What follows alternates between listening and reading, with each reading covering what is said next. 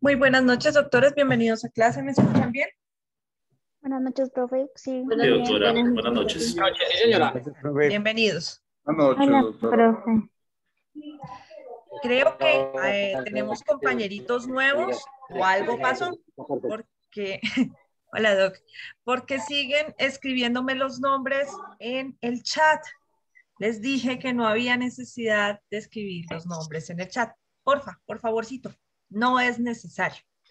Ya les expliqué ayer que la lista se toma mediante capturas de pantalla de los que están conectados, de manera que no es necesario saturar el chat con sus nombres, ¿vale? Para que por favor lo tengamos en cuenta. Bueno, les comento, ayer avanzamos en un repaso que estamos haciendo de penal general. Nos ubicamos en los elementos de la conducta punible, empezamos trabajando los tres elementos de la conducta punible, como son tipicidad, antijuricidad y culpabilidad. Vimos lo que se entiende por tipicidad, luego vimos antijuricidad y sus dos clases, la formal y la material, hicimos algunos ejemplos, diferenciaciones entre los dos elementos, luego empezamos a ver la culpabilidad y establecimos que la culpabilidad tiene que ver con la causalidad respecto de los hechos y el daño o el resultado dañoso, y que para ello es necesario hacer un estudio sobre las formas de realización de la conducta, esto es dolo, culpa y preterintención. Inicialmente empezamos por el dolo, contenido en el artículo 22 del Código Penal, y estábamos diciendo que de acuerdo a lo que señala ese artículo 22 del Código Penal, tenemos dos clases de dolo en Colombia, un dolo directo y un dolo eventual. Hicimos primero la explicación básica, no hemos ahondado en las definiciones frente a las diferencias de los dos, sino la neta explicación literal de lo que dice el artículo 22 del Código Penal, y luego empezamos a analizar el llamado iter criminis. Y dijimos que el iter criminis solamente se estudia desde el punto de vista de las conductas que se realizan con dolo, nunca respecto de las que se realizan con culpa o con preterintención, y ahí quedamos. ¿No es cierto, Carolina? ¿No me equivoco? Ok, Sí, profe, correcto. listo. Entonces vamos a retomar desde ahí, desde donde quedamos ayer, para que vayamos avanzando. La idea es, en la medida de lo posible, que vayamos haciendo general y vayamos haciendo especial al tiempo.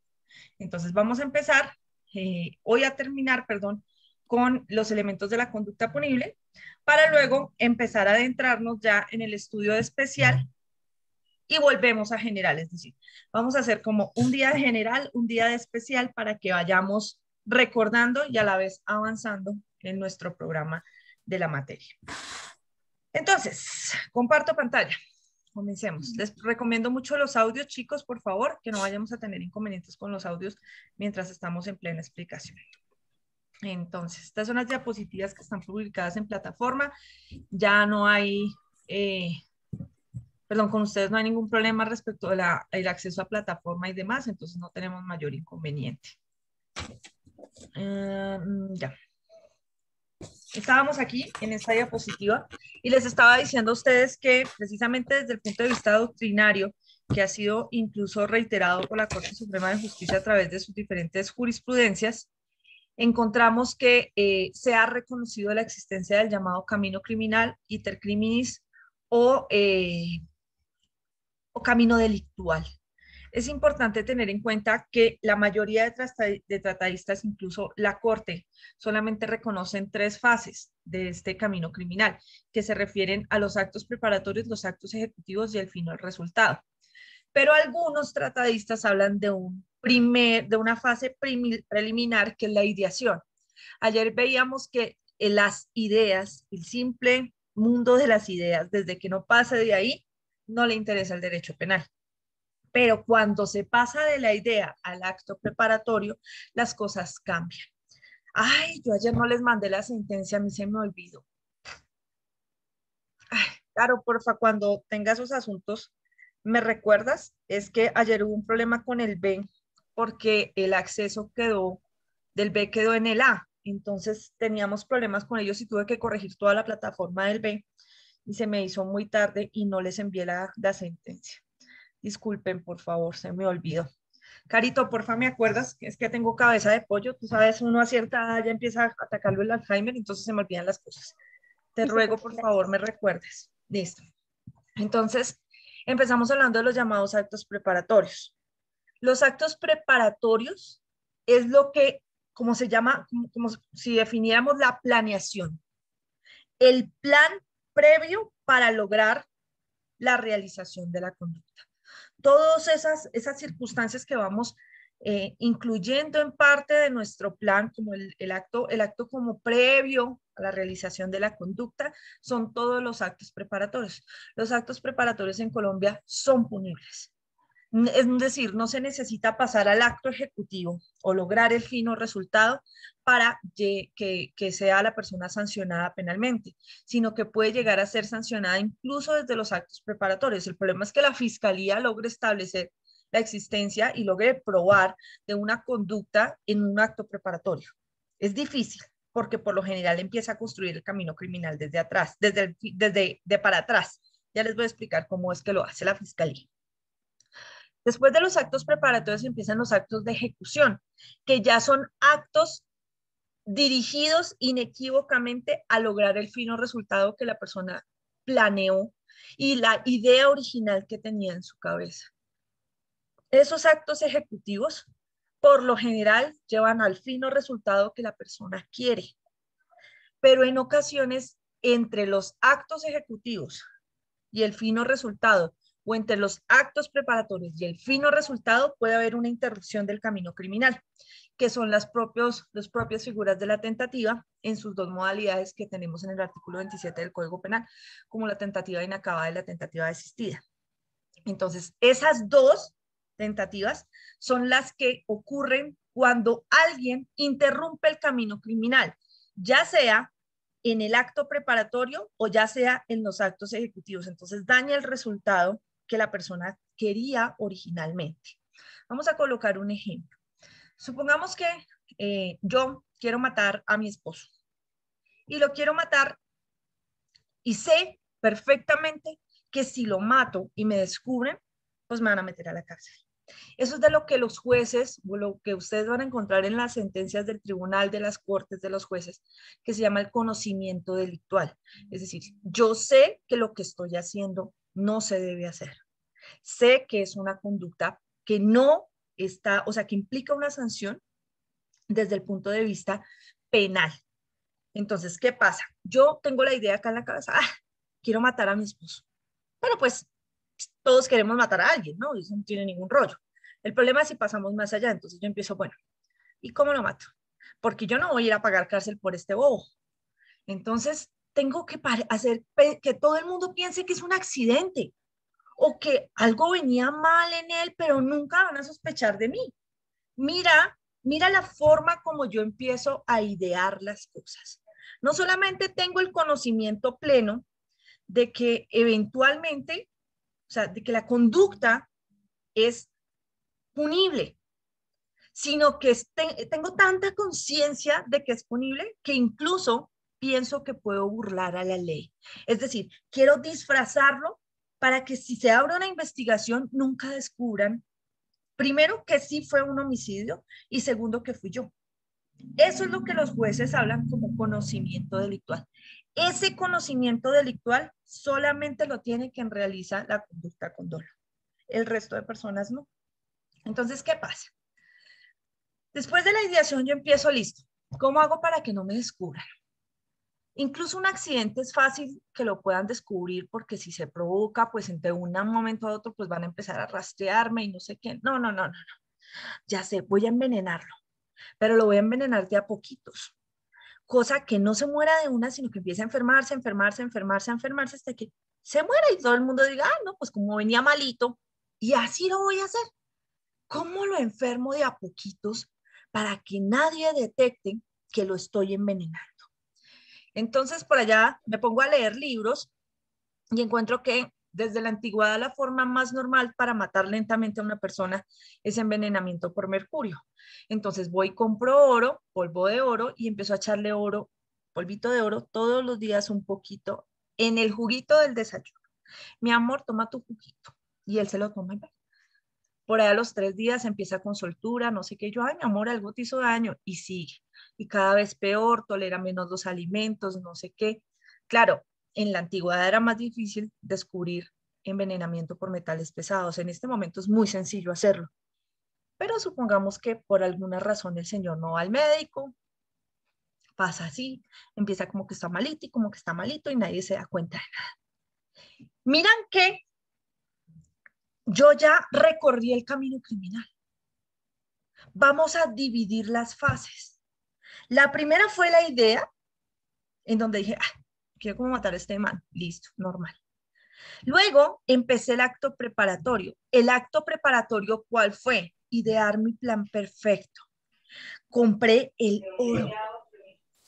Cuando compro el oro es parte del acto preparatorio. En ese momento, si la fiscalía me capturara y lograra determinar probatoriamente, o sea, lograra demostrar que yo compré ese oro para matar a mi esposo, me pueden sancionar por tentativa de homicidio sin haberle dado nunca nada.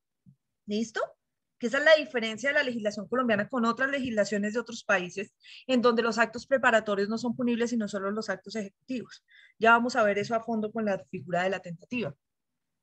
Entonces, compro el oro y hasta ahí voy en acto preparatorio.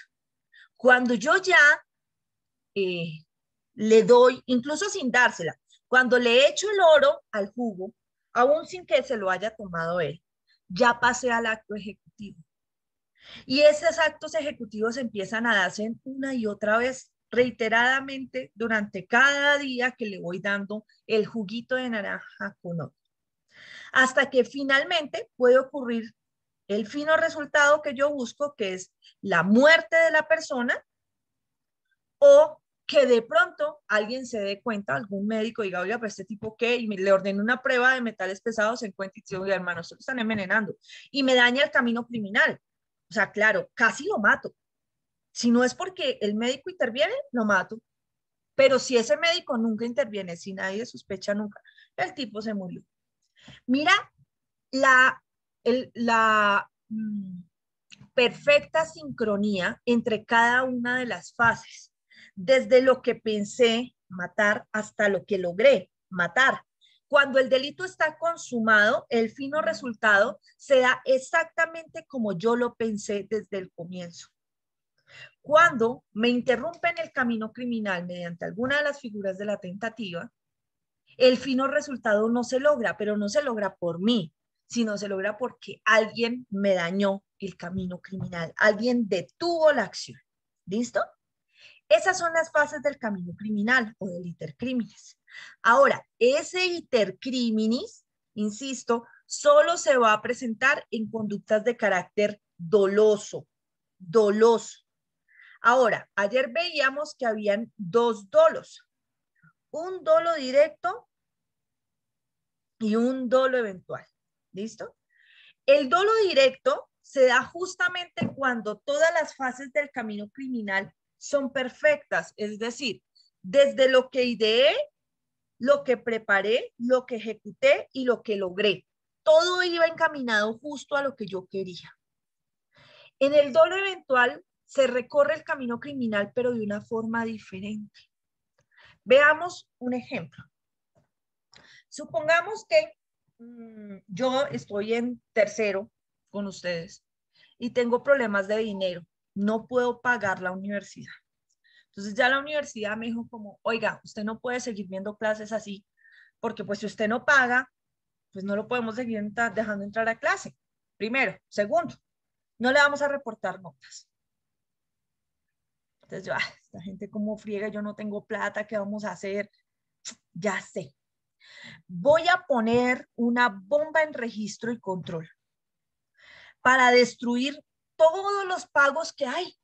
Y con eso no me siguen cobrando, porque pues así se desaparecen las pruebas de que yo no he pagado y como no tienen cómo hacer cotejo de nada, pues se desaparece. Y entonces se me ocurre que voy a colocar un carro bomba justo en la sede verde, que es en donde está la sede administrativa, y ahí va a estallar.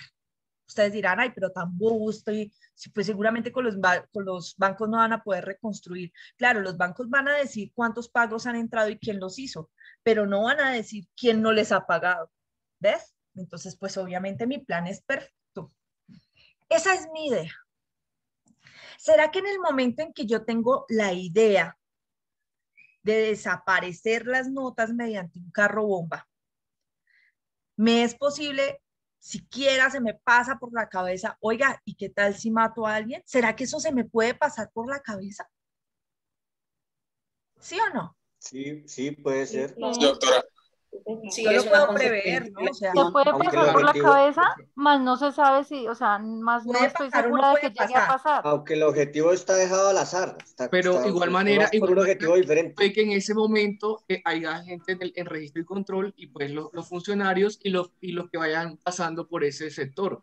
Puede Eh, que Y piensa hacerlo en el cambie. día. Eso es Hay algo como de mucha lógica gente, también. hay mucha gente que puede caer ahí. Entonces, ¿qué pasa? Si yo realmente no quiero lastimar a nadie, pues yo pongo el carro bomba por allá a las 3 de la mañana. ¿Listo? Por allá a las 3 de la mañana. De no haya nadie en la administrativa, que el flujo de personas en las afueras de la universidad sea mínimo.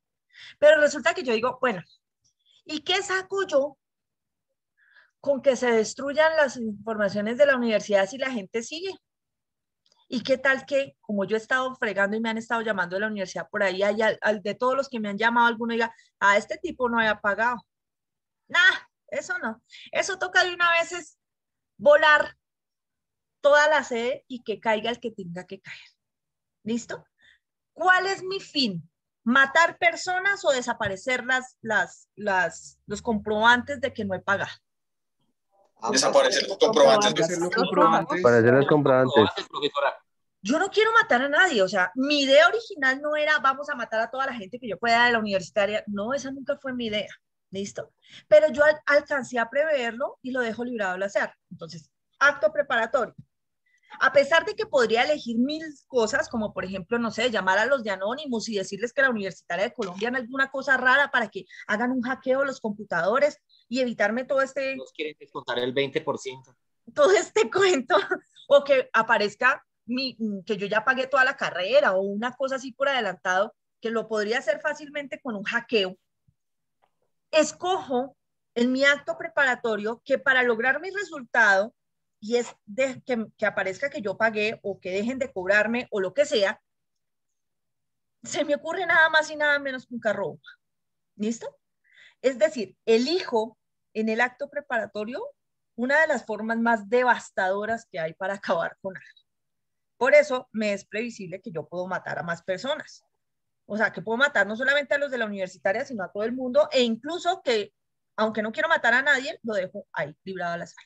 Acto ejecutivo, pongo la bomba, 12 del día, la universitaria está así, hay un montón de personas haciendo filas precisamente porque hasta hoy había plazo de hacer los pagos, están estudiantes, están futuros estudiantes haciendo filas, haciendo entrevistas, está el doctor Moreno arriba, están varios de los doctores Morenos arriba en el segundo piso porque ahí están sus oficinas principales, hay varias personas que están incluso con niños porque tienen que ir, no tienen quien se los cuide, entonces se fueron a matricularse en la universitaria con sus hijos, con sus papás, con sus mamás, con sus esposas, etcétera, etcétera, todos los que van pasando por la carrera séptima, los que van subiendo por la 36, etcétera, etcétera, montones de gente.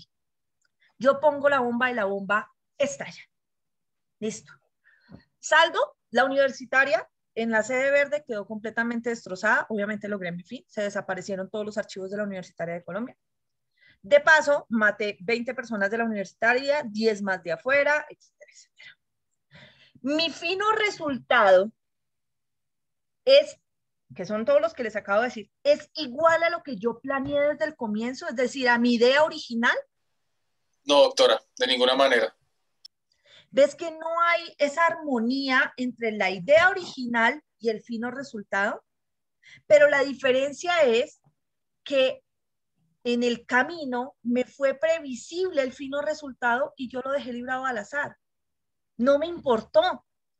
Eso se llama, en otros lados se llama daño colateral. Entonces, como yo busco que el resultado sea este, que es desaparecer los archivos de la universitaria, no me importa quién caiga, incluso ni siquiera los conozco, no sé quiénes van a caer, no me importa. Y eso lo dejo librado al azar. Entonces yo responderé por dolo directo respecto de la conducta de destruir los archivos, porque eso era lo que yo quería. Ese es mi camino criminal perfecto. Pero lo otro lo dejo librado al azar y respondo por dolo eventual frente a las muertes de las otras personas. Profe, claro, la fiscalía tendrá que probarme cada cosa que estoy diciendo y haciendo. ¿Listo? Entonces, ¿qué va a pasar? Que es aquí donde les digo que empieza la cosa hacia al revés. La fiscalía no va a llegar cuando usted está pensando en desaparecer las pruebas de la Universitaria de Colombia. La fiscalía va a llegar al caso cuando la bomba estalle. Entonces empieza a reconstruir en su investigación el camino criminal. Dicen, bueno, ¿qué fue lo que pasó aquí? Bueno, veamos la bomba, ¿dónde la colocaron? No, la colocaron justamente en la sede verde. Eso quiere decir que iba dirigida a alguien de la sede verde o directamente a algo de la sede verde. No, pero es que si vamos a ver, había mejores formas de matar a alguien de la Universitaria de Colombia, digamos a uno de los directivos de la Universitaria de Colombia, si fuese contra ellos, porque todos sabemos que los profes de la los directivos de la Universitaria de Colombia no tienen escoltas, o sea, no había necesidad de una bomba para algo así. Entonces, si no iba contra una persona específica, ¿qué pretendía la persona que puso la bomba? Quizás había algún documento allí. Y empiezan a idear, listo. Entonces empiezan a reconstruir el camino, mira, desde el fino resultado hacia atrás. Y quizás si hacen una buena investigación y yo dejo cabos sueltos como buen delincuente que soy, pues van a encontrarme y van a lograr demostrarme todo el camino criminal. Es muy difícil que la fiscalía en este país logre interrumpir un camino criminal en un acto preparatorio. Le va a ser muy difícil hacerlo, salvo que alguien me eche el agua. De resto, no. Porque la fiscalía va a andar chismoseando qué hago, qué no hago con mi vida si yo no tengo antecedentes ni tengo nada. ¿Listo? Entonces, aquí vemos las dos diferencias entre el dolo directo y el dolo eventual. El dolo directo existe perfecta armonía en todas las fases del camino criminal, desde la idea misma hasta el fino resultado. Incluso si el fino resultado es interrumpido por la tentativa, aún así lo que yo buscaba se ve claramente y que todo el tiempo iba para el mismo lugar. Mientras que en el dolo eventual, ese resultado me es anticipable, me es previsible, pero a mí no me importa, porque ese resultado secundario, que puede darse o no, lo dejo librado al azar con tal de lograr mi resultado principal. ¿Listo? Entonces, esas son las diferencias de cómo se recorre el camino criminal en dolo directo y en dolo eventual. Doctor Solano. Profesor, una pregunta. Es que el dolo eventual es muy parecido a la culpa con representación. No sé, una duda ahí, porque es que en la culpa con representación, el sujeto activo ahí está haciendo, o sea, está dejando al azar las consecuencias del acto, ¿no? O sea, no sé si estoy errado o usted qué me dirá. No está cerrado. Son 3 siglos de discusión de penalistas de todas las escuelas, de todo el mundo, diciendo la diferencia entre dolo directo y dolo eventual. Hay unos que no encuentran diferencia, hay otros que dicen que sí existe una diferencia pequeña, otros dicen que existe una diferencia gigante, y ahí están agarrados, llevan 3 siglos peleando lo mismo. Yo voy a tratar de explicaros a todos ustedes por qué razón considero que sí hay diferencia y que no es tan difícil de encontrar. ¿Listo? Pero eso lo vamos a ver ahorita que damos culpa, donde vamos a ver la culpa y la culpa con representación, que es la propia representación del riesgo, que en últimas es lo que se anticipa, para determinar por qué razón, por ejemplo, un borracho que se sube al carro hinchísimo y anda a 100 kilómetros por hora no comete conductas con dolo eventual, sino con culpa. Entonces, esa es la pequeña línea que hay que tratar de aclarar. ¿Listo? Entonces ya vamos para allá. Jan Hoyos. Hola, profe, buenas noches. Profe, mi pregunta va hacia una forma hipotética. Cuando yo sigo a una persona para realizar una acción, digamos, ya sea raptarla, ya sea generarle un daño, ¿a ella se considera como un acto preparatorio o como un acto ejecutivo? Muy buena pregunta. Lo que pasa es que esos actos van a ser sancionados a forma de tentativa indistintamente si son preparatorios y si son ejecutivos. Si tú estás siguiendo a una persona para raptarla, es propio de un acto ejecutivo. Eso depende del delito como tal. ¿Listo? Es del delito como tal. O sea que, digamos, si yo me pongo a sondear un banco simplemente para memorizarme los horarios, ahí ya sí es un acto preparatorio. Es un acto preparatorio, que es, por ejemplo, cuando nosotros vemos estas películas de ladrones, en donde los ladrones van primero, miran el banco, miran a qué horas abren la bóveda, cuántos guardas de seguridad hay, dónde están las cámaras, si hay puntos ciegos o no hay puntos ciegos, etcétera, etcétera. Están solamente en actos preparatorios. ¿Listo? Ok. Solo en actos preparatorios. Pero en el momento en que se van hacia el banco para meterse, ya, acto ejecutivo. Se entraron al banco, acto ejecutivo. No cogieron ni un peso, acto ejecutivo. Ya, ahí está. Ok, ok, Está. listo, profe. Ok, Listo, profe. Muchas gracias. a ti. Lorena Charly. Buenas noches, profe. Una pregunta. En este caso que el individuo dejó el acto al azar y el resultado que obtuvo no es el que esperaba porque tuvo consecuencias mayores, si este individuo idea otro plan en este caso para que no se vea implicado como actor intelectual de los hechos y instrumentaliza a una persona para que cometa otro acto, que en este caso llegue a evitar que lleguen las pruebas a este individuo, ¿lo puede realizar? ¿Genera el mismo camino intercriminis o ya sería una materialización en este caso? No, mira, lo que pasa es que el camino criminal lo pueden recorrer cualquier forma de los autores. Es decir, lo puede realizar el autor mediato, el autor inmediato, los coautores, el determinador. Todos ellos pueden llegar en un momento dado a realizar el camino criminal. ¿Por qué? Porque, por ejemplo, tú dices, bueno, ¿qué pasa si esta es una persona que se vale de otra? Entonces, por ejemplo, yo digo, ok, vamos a colocar no un carro bomba, sino vamos a colocar una bomba directamente adentro en las oficinas, no en la calle, ¿no? Entonces necesitamos a alguien que esté adentro, alguien que pueda ingresar a la universitaria. Entonces yo, por ejemplo, ustedes dirán, oiga, la profe, ¿cómo tiene retorcida la cabeza con todo eso que se inventa, no? Los penalistas somos así. Digamos, yo voy a secuestrar el hijo de una de las señoritas que trabaja en la Universitaria de Colombia, de una de las auxiliares de la sala administrativa, de la sede administrativa. Le secuestro al hijo y le digo, bueno, mijita, mire, la cosa es así de sencilla. Usted lleva esta maletica, la pone allá, no le hable a nadie de nada, y usted sale tranquilita y yo detono la bomba. Si no lo quiere hacer, no hay problema, no vuelve a ver a su hijo. Si se pone de zapa a decir lo que estoy haciendo, pues tampoco vuelve a ver a su hijo. La señorita va y lo hace. Mira quién está realizando la acción. ¿De quién es la idea original? ¿De la señorita o mía? De la profesora. Es mía, la idea es mía. Acto preparatorio. Yo habría podido poner el carro bomba, pero quiero ser más precisa. Entonces digo, ok, vamos a colocar una bomba más exacta, pero necesitamos a alguien de adentro.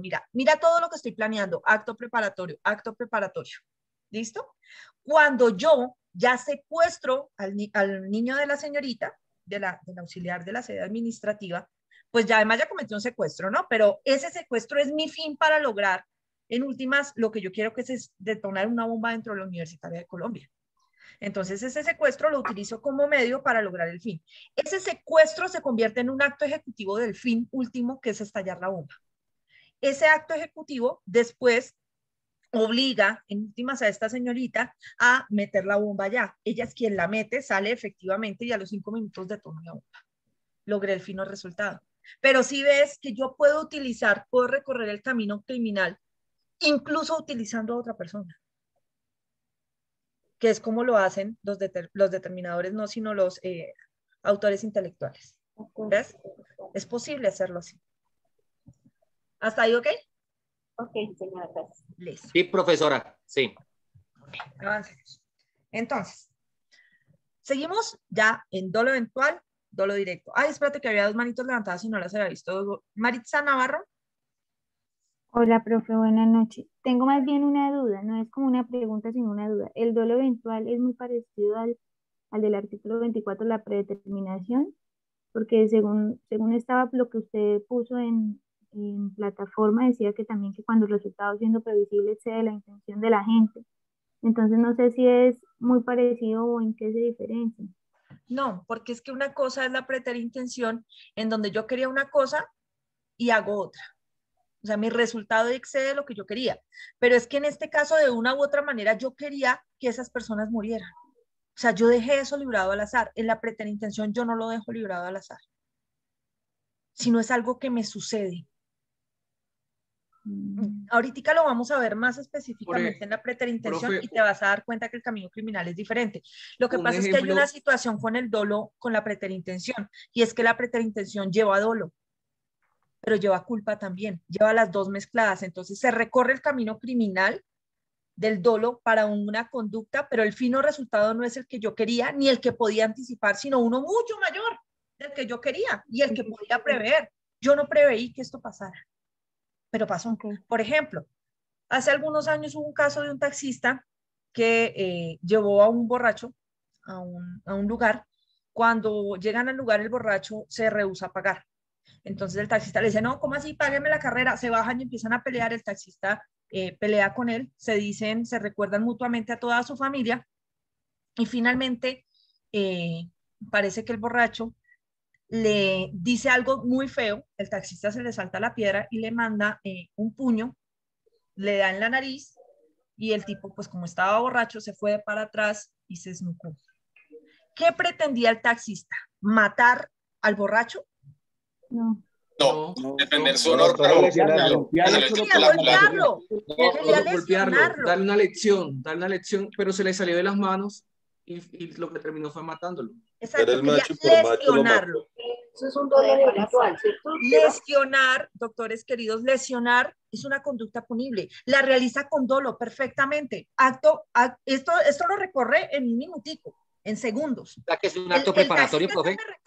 No, eso es un dolo eventual, No, ¿cierto, Dolo doctora? Eso es preparatorio. No, ese es un Doctora, Esperen un momentito, perdónenme Claro, que lo silencie. preparatorio.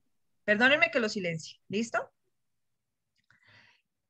Pasa lo siguiente. Analicemos la conducta del taxista. El taxista sale de su casa o minutos antes o incluso cuando está transportando al borracho, ¿va pensando en matar al borracho? Nunca. Él va pensando en transportar a un borracho, llegar allá, que le pague su carrera y seguir trabajando. Él nunca va con una idea de nada. Cuando ya empiezan a discutir acaloradamente, empieza esa vaina que se le sube a todo el mundo, como la agresividad y la vaina, y dice, bueno, le voy a pegar aquí su coñazo pues en la cara a este tipo, porque si no me paga, aunque sea, le doy su buendazo para que aprenda. Mira la intencionalidad. La intencionalidad en ese momento es, voy a agredir a este borracho. Y eso lo hace en un segundo, la idea. ¿Cómo le va a hacer? Le voy a lanzar un puño, mire, se descuidó, ¡pum! Le voy a mandar. Acto preparatorio, le voy a lanzar un puño, acto ejecutivo, le lancé el puño. Listo. Vamos al fino resultado que yo quería, que era lesionar. Ese es un camino criminal perfecto de un delito de lesiones personales. Pero ¿qué pasa? El tipo se va de para atrás, se cae y se esnuca. El fino resultado no tiene nada que ver con todo lo que yo hice. Ni con mi idea, ni con mi acto preparatorio, ni con mi acto ejecutivo. El fino resultado excedió lo que yo quería. En algún momento durante mi camino criminal como taxista, es decir, en mi idea, mi acto preparatorio y mi acto ejecutivo, se me pudo posar por la cabeza, oiga, este tipo cuando lee el puño se va a ir de para atrás y se va a desnucar. ¿Lo podía prever? No, en ese momento no se podía prever. No. Entonces, era lanzar el golpe. empieza a verse un poco más clara la teoría de la previsibilidad, que también tiene que ver con la preterintención, pero le dice, ojo, ojo, porque si usted, a pesar de poderlo prever, porque puede preverlo, de pronto no dice, oiga, este tipo está borracho, ahí se cae por ahí, se pega mal, se parte una pata o algo así, de pronto, la gente piensa eso, no dice, oiga, bueno, de pronto lo pudo haber previsto, pero al poderlo prever, lo dejó librado al azar, o sea, hasta allá le llegó la cabeza al taxista. Oye, no, mira que es diferente la actuación del taxista al que le sucede que este fino resultado excede de lo que él quería, al tipo este que va, o a mí, que soy la mala del paseo, que voy y pongo la bomba en la universitaria y me importa un carajo quién caiga. ¿Ves que es distinto? Obviamente mi resultado en las dos está excedido, pero en uno yo lo dejo librado al azar, en el otro quizás confío en poderlo evitar. Quizás, o si es que lo logro prever, o aún previendo, o a veces ni siquiera lo preveo. Es distinta la forma como juega la preterintención y el dolo eventual. ¿Listo? Lo que pasa es que es fácil a veces confundirse, porque ahorita que veamos la comparación entre dolo eventual, preterintención e incluso culpa, todas tres llevan previsión, que es la teoría de la previsibilidad. Ahorita la vamos a ver con calma. ¿Está claro, doctora querida? Sí, doctora, muy explícito, gracias. Ok. Doctor Astros. Edgar Astros.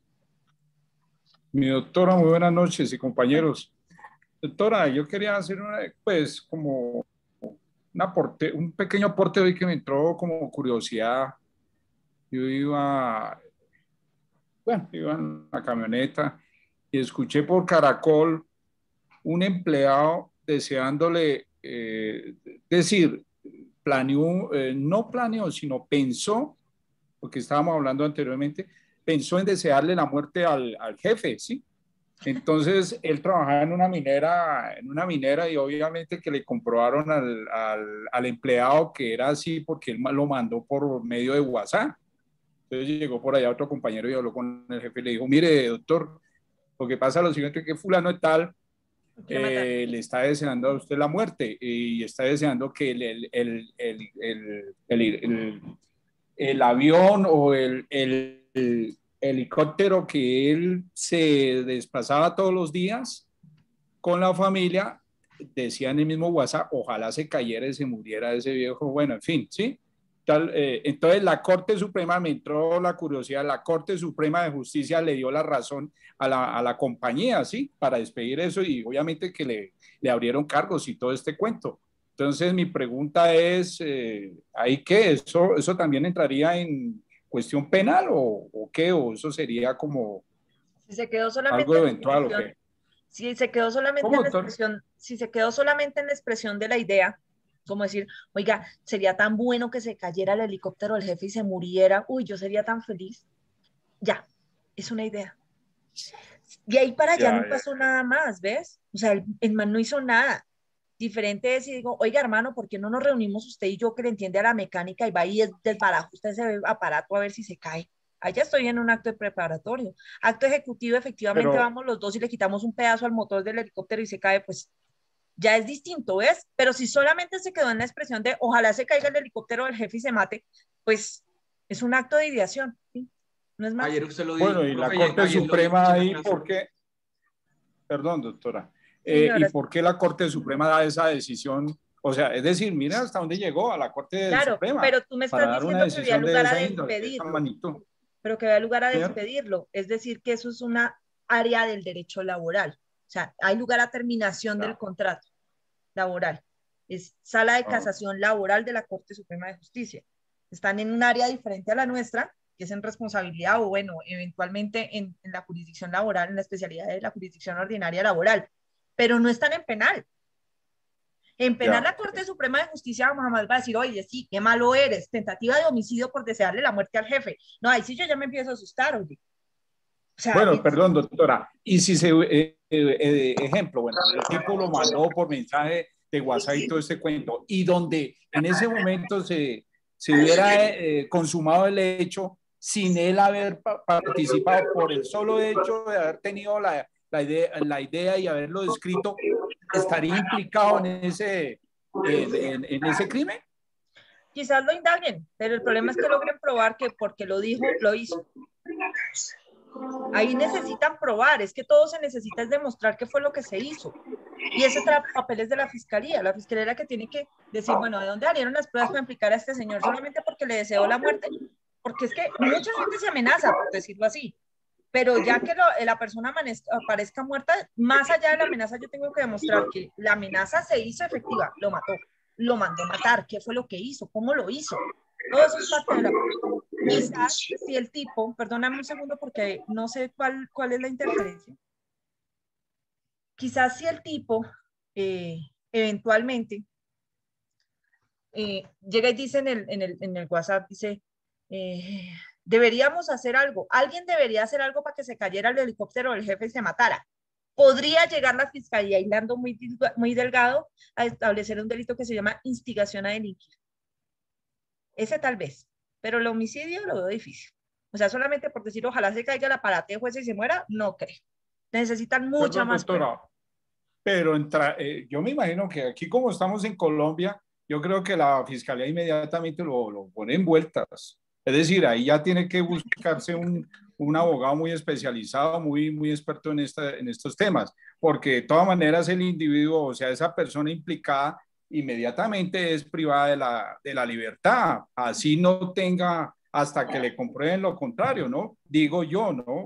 O sea, analizándolo de un punto de vista y cómo funciona realmente la justicia aquí en Colombia, ¿no? A eso es lo que yo más o menos yo veo que pues la justicia no es como muy clara en esos términos, ¿no?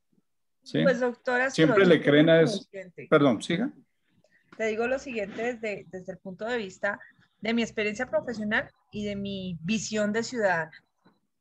Es decir, más allá del derecho. No le des tantas alas a la fiscalía.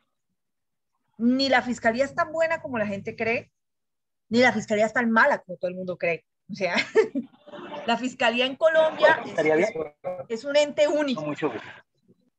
Efectivamente hay casos en donde, como dice la gente, se enamoran de alguien y le montan un caso, pues, que uno dice, pero es que esto no tiene ni pies ni cabeza, y ahí lo pones, como dicen tú, en vueltas. Pero hay muchas veces en donde no. En donde muchos de los funcionarios de fiscalía son realmente buenos y saben que no tienen nada con eso. Pero, pues, habría que ver.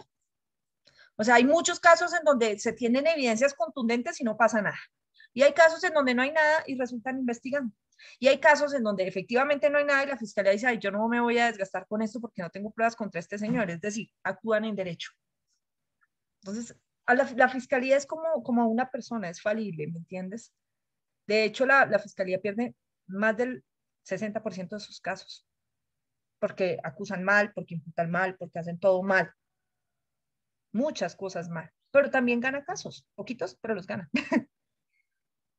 Justo cuando en el resto del mundo es al revés, la fiscalía gana el 90% de sus casos, acá en Colombia pierden el 80%, 90% de sus casos. Precisamente por cosas como estas, malas investigaciones, estructuración indebida de tipificación de conducta, es decir, por no hacer esto que estamos haciendo nosotros, y es detallarnos, analizar cómo se prueban las cosas, la conducta es típica, es antijurídica, es culpable, efectivamente tengo cómo demostrar que este señor lo hizo, si no tengo cómo todo eso no abro caso, hombre, no jodo, o sigo investigando hasta que encuentre algo, pero no, eso corren allá como locas a imputar, perdón lo que estoy diciendo, cuando realmente no tienen una investigación fuerte. En muchos casos las tienen, pero en muchos otros no. Habrá que ver, Doc. Pero en ese caso específico no veo cómo. Con lo que me cuentas no veo cómo. Doctora Viviana Baus.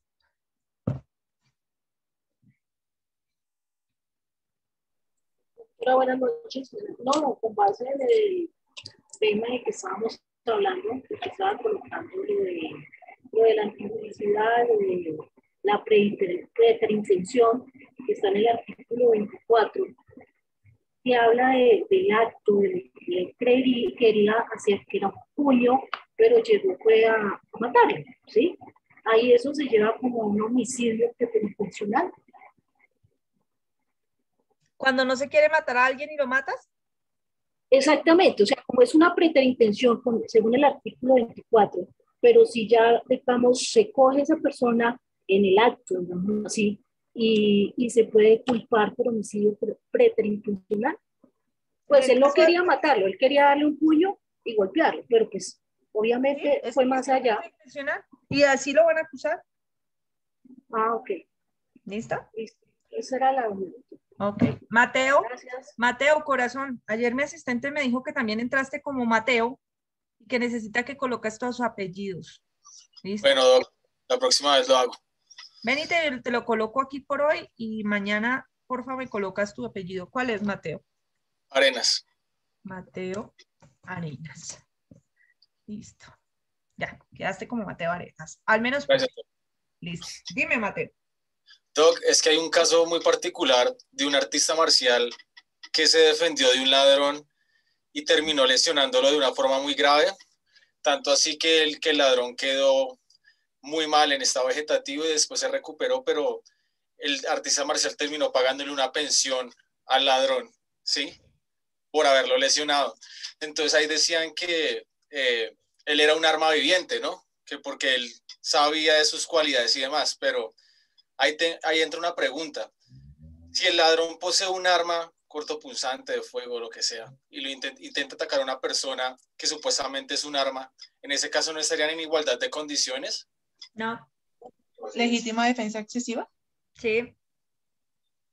Además, porque hay un problema adicional, y es ahorita con lo que vamos a ver entre la diferencia entre dolo eventual y culpa con representación, y es que la Corte Suprema de Justicia en Colombia, los dos casos que existen donde pasó de culpa con representación a dolo eventual, o sea, la discusión que hubo en esos dos casos, la Corte Suprema de Justicia dice que precisamente el conocimiento de el sujeto activo de la conducta frente a sus capacidades o frente a su área de conocimiento implica un mayor riesgo, o sea, se le exige más.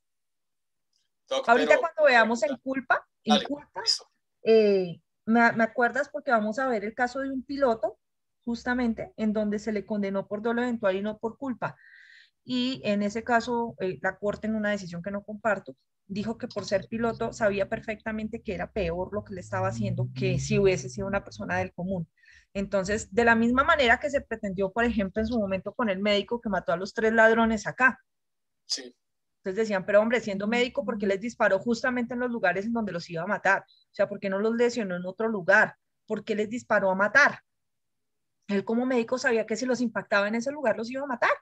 Entonces él quería matarlos. ¿Ves? Ahí hubo una legítima defensa. Sí, pero pues, claro, pero si el ladrón tiene un arma e intenta atacar la vida de uno, en ese caso no sería una legítima defensa, inclusive a sabiendas de que lo puede lesionar en ciertas partes específicas y demás. Los ladrones también saben dónde ellos lesionan, porque claro, viven de eso. Es legítima defensa, pero legítima defensa excedida. ¿Excedida? Sí, ahorita vas a ver por qué es excedida, ¿listo? Ok, Doc, gracias. Vale, Mateo. Julie Marcela Méndez Baez. Buenas noches, doctora. Buenas noches. Pues quería como comentar un caso que en estos momentos... Julie, ¿te puedo pedir un favor? ¿Te puedes acercar un poquito más al micrófono si de pronto estás a través de manos libres? Es que te escuchamos muy lejos, ¿vale? Quería comentar un caso que pasó el día de anoche en la clínica aquí en la Carro Infantil. Precisamente este fin de semana le dispararon aquí cerca a un mecánico, encontró la policía tirado pues con varias heridas de bala y lo trajeron a la clínica, a la Carro Infantil, está delicado de salud y está en urgencias. El día de anoche vinieron a terminar, como dice, de ejecutar el acto, se podría decir. Entraron a urgencias y lo iban a terminar de matar. Sino que los celadores, los guardias se dieron de cuenta, pero lograron escaparse. Entonces ahí mi pregunta es, en ese caso, ¿la conducta ahí sería, es un acto ejecutivo en los dos, directo y eventual? No, ese es directo. Todo el tiempo es directo. Si querían matarlo, es directo. Entonces es un acto ejecutivo, es un fino resultado que se interrumpió porque pues el tipo no se murió, lo llevaron rápido al hospital, allá lo estabilizaron, lo tenían en tratamiento. Y esa es una modalidad específica desde la doctrina que no está en Colombia, o al menos no en la ley, pero sí está en la jurisprudencia de la Corte Suprema de Justicia, que se llama la tentativa acabada. Y es cuando precisamente vienen a rematar a quien no pudieron acabar. Pero entonces no lo logran por alguna otra razón, como por ejemplo esto. Entonces eso es un grado de tentativa diferente y eso tiene efectos en la punibilidad. El señor está delicado de salud. Sí, claro, pero no está muerto, entonces no pueden condenarlos por homicidio, es tentativa de homicidio, pero es una tentativa acabada, bueno, semiacabada, entre comillas, con un grado de aproximación más cercano al fino resultado, que eso tiene que ver directamente con la cantidad de pena, que si algún día llegamos a individualización de pena, lo vas a ver. ¿Listo? Ok. Vale. Juan Alejandro Pérez Calderón.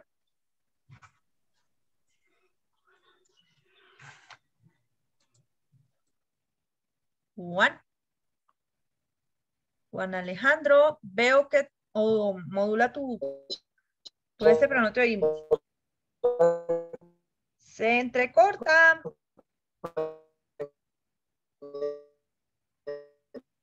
Juan, no está bien tu internet, entonces no escuchamos lo que nos dices. Porque, ¿ahí me escuchan? Ahora sí, dinos. ¿Ahí me escucha, profesora? Sí, señor, ya te escuchamos. Que quería hacer una acotación referente al caso que expuso el compañero Edgar Astros. No sé si la profesora recuerda hace unos años de un expresidente que muy pocas personas quieren en este país, que mantenía unas rencillas muy fuertes con el cuñado, y el cuñado misteriosamente se mató en el helicóptero. Todo el mundo decía pues, que era él, pero finalmente, sospechosamente también la investigación se lo que efectivamente ha sido una falla técnica del aparato. ¿Y la pregunta concreta es? No, es que quería hacer alusión al comentario que hizo el compañero Edgar Astros, que sí, esta persona sí estuvo involucrada porque obviamente se sabía que tenían rencilla entre ellos dos, y misteriosamente este personaje se murió en el helicóptero. Pero como no le pudieron probar nada, entonces se quedó así. Efectivamente. Doctor Piña. Profe, buenas noches. Digamos, tengo también una pregunta. Digamos, cuando, por ejemplo, alguien lo amenaza y uno tiene el video que lo está grabando y solo queda una idea, ¿eso se puede denunciar penalmente o eso ya queda como lo que hizo la profe, una idea nomás? Se puede usar penalmente para otras conductas penales, pero no para la tentativa de homicidio. Lo puedes usar para amenazas en tu contra, puedes pedir protección, puede la fiscalía, incluso desde el derecho policivo te van a dar protección, pero también la fiscalía va a iniciar investigación por el delito de amenazas. Profe, ¿y eso cuánto se demora? ¿O eso tiene un término de vencimiento? ¿No? ¿O hay qué? Bueno, te digo la verdad. ¿Cómo funcionan las cosas en este país? Se supone que la fiscalía tiene 5 años nomás para hacer indagación, ¿no es cierto? Pero realmente eso no es así. La fiscalía tiene el máximo de la pena. Entonces, si el delito que está investigando es homicidio, pues será el máximo del homicidio. Si el delito que está investigando es eventualmente unas amenazas, pues serán el máximo de las amenazas, y así respectivamente. Ah, listo, profe, gracias. Okay. Profe, y también la objetividad de la amenaza, ¿no? Y de la persona que venga, porque si no hay si no se ve tan objetiva, también se lo archivan. Muchas veces lo archivan rapidísimo, sí, señor. Doctor Giraldo, ¿tú y yo nos conocemos? No, profe, soy, digamos lo que muy amante a ver el Colegio de Abogados Penalistas. He visto, es más, el 2 de mayo cumplió ya un año de la ponencia suya de los delitos de menores. Sí. Entonces, quizás, quién sabe dónde nos hemos visto porque trabajo mucho ahí para lo quemado. Debe ser eso porque sí me parece que alguna vez de pronto me atendiste. ¿No eres asistente de fiscal? No, pero sí trabajé con la fiscalía. De pronto, porque me parece que alguna vez hablamos en una fiscalía por algún caso, tal vez. Puede ser, profe. Ok. Doctor Anderson. Buenas noches, profe. Hola, buenas noches. No, pues yo, con respecto al caso que ponía la compañera Julie, de lo que atentaron contra este señor, un ejemplo, que hubieran cogido a los presuntos o a las personas que quisieron atentar contra este señor, y es que los condenan por tentativa de homicidio, que un ejemplo pasa por ahí que 6 meses y el señor al que atentaron muere por esas heridas a consecuencia de pronto de una infección o algo, pero fueron esas heridas las que le causaron la muerte. ¿Ahí qué, profe? Bueno, lo que pasa es lo siguiente, la fiscalía, esta es una situación que ha venido presentándose a lo largo del sistema penal acusatorio, y es que, por ejemplo, pasa lo que tú dices, le dan puñaladas a una persona, la persona se salva, está en el hospital muy delicada, digamos que está en coma. Entonces capturan a la persona que lo lesionó y la fiscalía le imputa tentativa de homicidio. El tipo, digamos, que no acepta los cargos, o peor, los llega a aceptar en la audiencia de imputación, y tiempo después la persona herida fallece. Entonces la fiscalía dice, ups, ya no es tentativa de homicidio, es homicidio. ¿Qué ocurre en esos casos? Inicialmente dentro del sistema penal acusatorio se dijo que debía decretarse la nulidad de la audiencia de formulación de imputación y volver a imputar.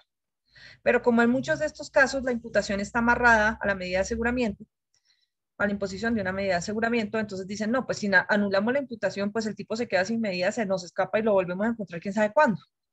Entonces lo que hacen ahora es que hacen una figura muy loca, que no existe en el código, pero que de alguna manera está aceptada por la Corte, y es que dice, adicione la imputación. Es decir, hágase otra audiencia de imputación en donde diga que corrige el delito y ya no es tentativa de homicidio, sino homicidio porque la persona se murió. Tendrá que demostrar la causalidad, ¿no? Y es que murió como consecuencia de las lesiones que le causó. Ok. ¿Listo? Ok. Carolina Parra, última y avanzamos. Yo sé que tienen millones de casos y cosas por contarme, pero si nos quedamos analizando casos, me vuelvo aquí a Ana María Polo y no avanzamos. Carito, dime. Buenas noches, profe. En cuanto a la tipología de la tentativa, está la inacabada y la desistida, pero también yo encontré la tentativa inidónea o delito imposible. ¿Me podrías explicar esa, por favor? Listo. La tentativa inidónea o delito imposible se predica mucho respecto de delitos como los de patrimonio económico, en donde el delito simplemente no se podía realizar. Esas figuras son aceptadas en la doctrina, pero aún la Corte en la jurisprudencia no las acepta, o no las he visto que las acepte, y la ley tampoco las tiene previstas. La situación es la siguiente, cara. Digamos que tú vas por la calle caminando y yo llego ahí con mi cara de mañé y te digo, bueno, China, bájese de lo que tenga. Y la amenazo con que le va a quitar todo lo que tiene. Y Caro no tiene nada. O sea, Caro literal no lleva nada. No tiene ni una moneda de 100 pesitos, no lleva celular, no tiene manos libres, no tiene joyas, nada. Entonces ahí la defensa de la ladroncita Liliana va a decir, es que estamos ante una tentativa imposible, porque es que ¿qué le iba a quitar si la niña no llevaba nada? O sea, aún si hiciera todo lo que hizo para lograr despojar a Carolina de las cosas, pues no le podía quitar nada porque es que Carolina no llevaba nada. Esa es la postura de la tentativa imposible. ¿Cómo le robo algo si no tiene nada? Entonces, ¿qué hace la Corte? Dice, bueno, pero aunque se le pudo haber quitado la ropa, ¿no? Y además es que usted no sabía que ya no llevaba nada, de manera que de todas maneras usted podía haber realizado la conducta. Pero empieza la pelea de, bueno, ¿y qué le iba a quitar? O sea, ¿qué le quitaba? Lo único, pues, sería dejarla en bola, como dicen por ahí, quitarle la ropa a Caro, que es lo único que le podría quitar, que muchas veces ocurre, ¿no? Sobre todo en el caso de los señores, de los jóvenes, que les quitan las zapatillas, los tenis que son de marca y demás. Así no lleven nada. El problema es que algunos ladrones, incluso si usted no lleva nada, le pegan su puñalada por no llevar nada. Es decir, ellos son tierno, pero eventualmente esa postura es la que permite discutir si el delito era posible de realizarse o no. En un caso más cercano, he escuchado los planteamientos de defensores en tentativa imposible respecto de delitos cometidos en establecimientos de carácter público. Me explico. Yo hoy he pasado por todos los caminos, ¿no? He sido terrorista, homicida, ladrona, de todo. Hoy voy a robar en el Éxito. Yo me meto al Éxito, soy una de las llamadas, se me olvidó cómo es que se llaman estas. Mecheros, doctora. Mecheras, gracias, siempre se me olvida la palabra. Mecheras. Mechera, soy una mechera. Entonces yo me voy a meter al Éxito. Es mechera.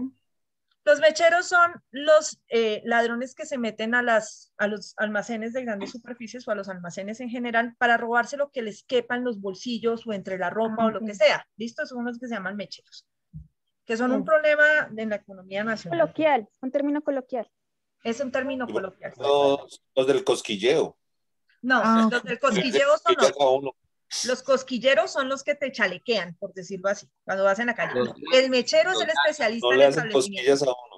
El mechero es el que roba la ropa, el que esculca los bolsillos de Transmilenio y llama lanza.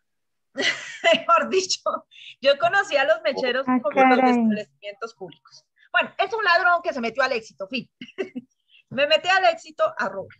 Entonces voy y veo esta apetitosa lata de Coca-Cola y yo una falda muy ancha, además son súper pilosos, entonces cogen, no sé cómo se las encaletan en medio de las piernas, lo que sea, y meto una libra de arroz aquí entre los senos para que parezca que yo soy Sofía Vergara, etcétera, etcétera, lo que sea.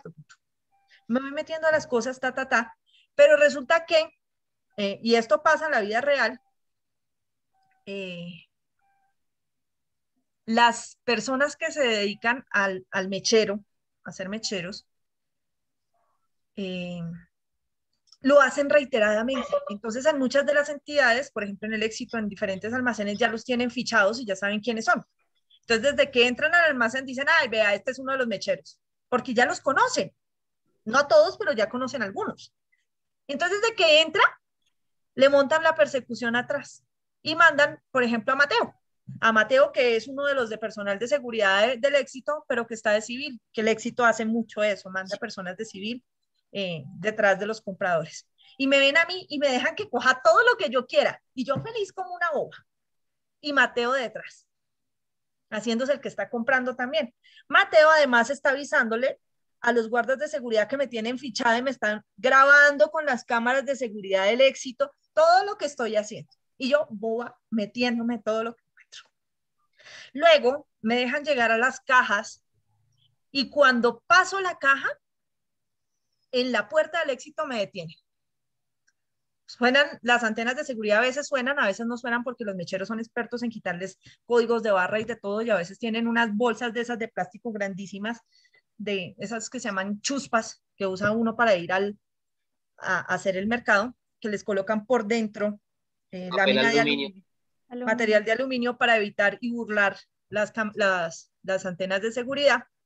Ojo, no es que yo sea mechera, es que trabajo en esto, entonces uno conoce un poco de todas las mañas de esta gente. Y entonces, no, pero está buena la idea. Profe. Ejercicio de aluminio, ¿para qué dijo? Profe, el ejercicio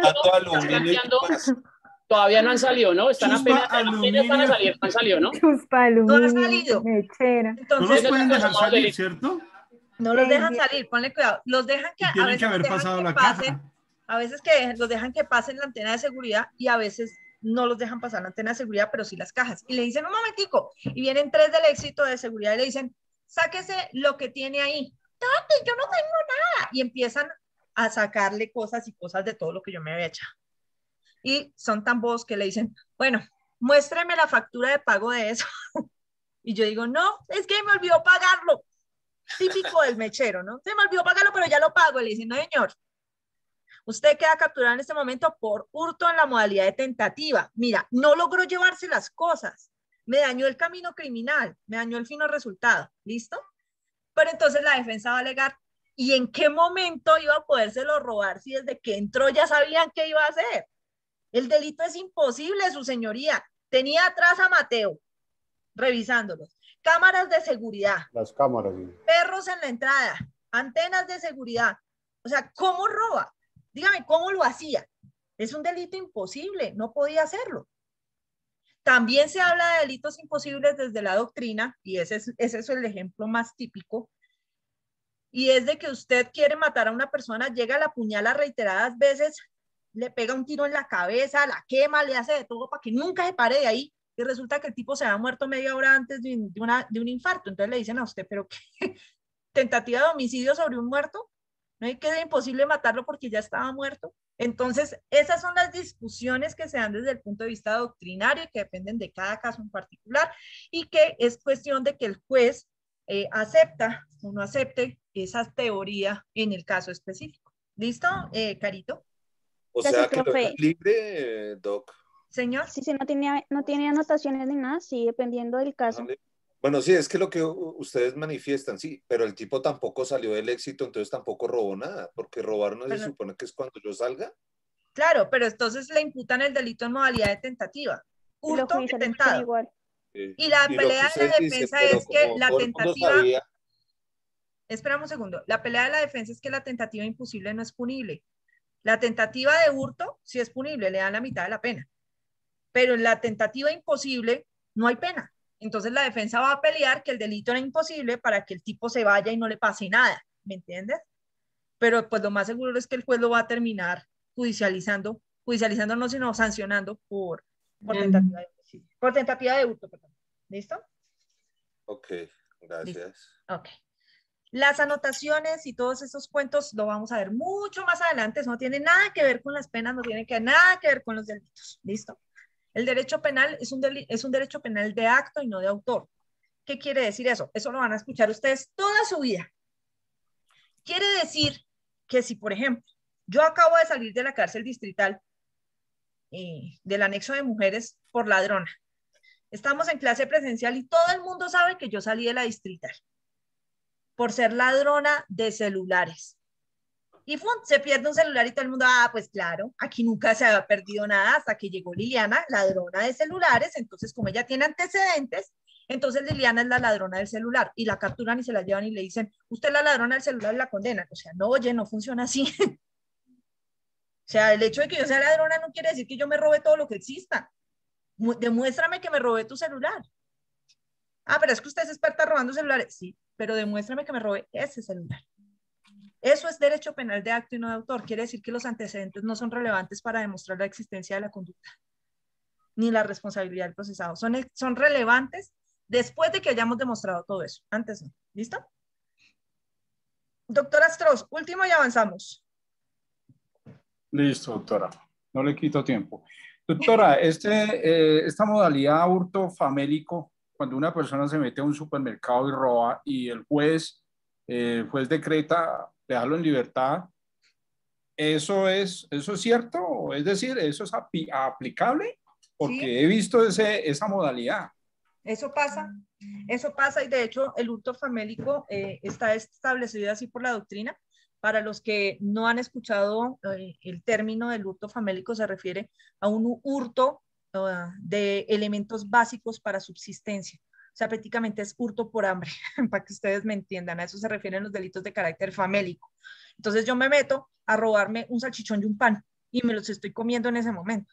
En teoría sí estoy hurtando y realmente lo estoy haciendo, pero entonces es muy posible que no me sancionen por esa razón, por llamarse un hurto famélico, pero más allá de eso es porque es una de las causales de ausencia de responsabilidad que se llama el estado de necesidad, que ustedes las vieron en el artículo 32 del Código Penal. Doctora Perfecto. Una cosita más. ¿Y por qué al señor que se robó un Maggi, ese sí le aplicaron todo el peso de la ley? Si de pronto eso no es casi lo mismo, haberse hurtado una pastilla de caldo honor para su propia existencia, me imagino, ¿no?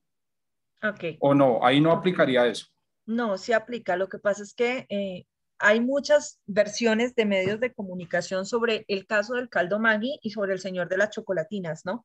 El que se metía a robar chocolatinas y patatí, patatá. Lo que pasa es que no necesariamente porque robes cosas para tu subsistencia el delito es famélico.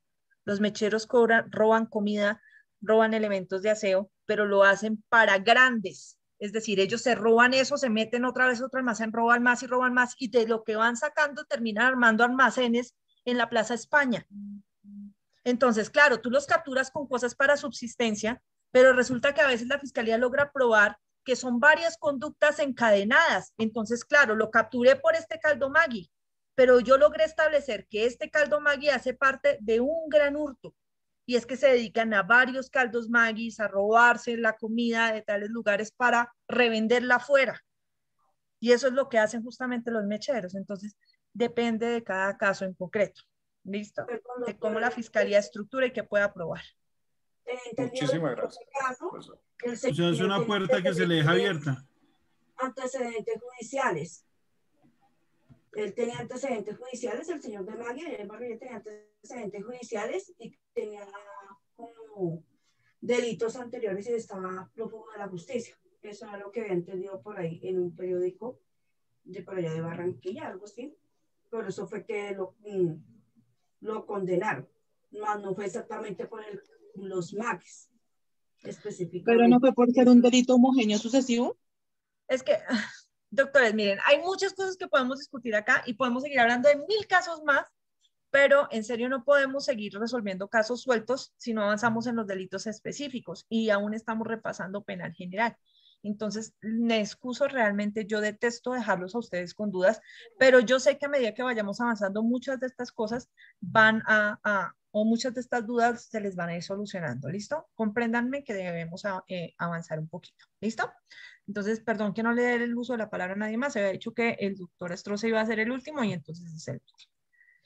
Ok, estamos hablando de caminos criminales, estamos en dolo directo, dolo eventual, y ahora vamos a ahondar en figuras de tentativa. Por ahí ya me preguntaron de algunas, pero son tentativas o concepciones, clasificaciones o figuras de tentativa desde el punto de vista de la doctrina. Aquí vamos a hablar netamente de las que están aceptadas en la ley por el Código Penal colombiano.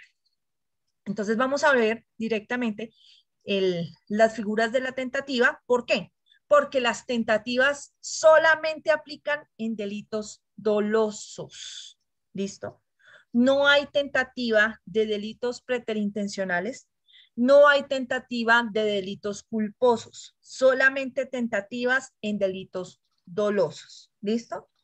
Ahora, el artículo 27 del Código Penal que ustedes lo están viendo en pantalla es un artículo bastante amplio.